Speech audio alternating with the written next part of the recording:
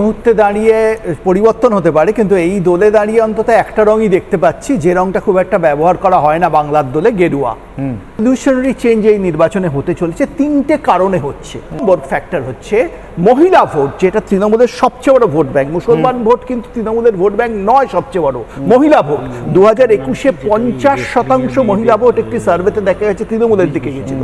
সন্দেশখালির ঘটনার পরে এই মহিলা ভোটটা কিন্তু শিফট করে গেছে বিজেপির দিকে।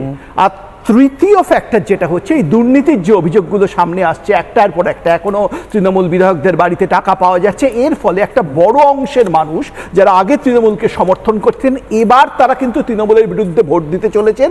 ভোট দেবেন এই কারণে, একটা প্রতিবাদের ভাষা এটা, কারণ প্রতিবাদ এবার কিন্তু ভোটে হবে। এই সব কিছু মিলিয়ে আমি বলতে পারি এবার সম্ভবত 4 তারিখে বাংলার যে যদি কোনো হোলি হয়, তার রং গেরুয়া ছাড়া অন্য কোনো রং আমি দেখতে পাচ্ছি না।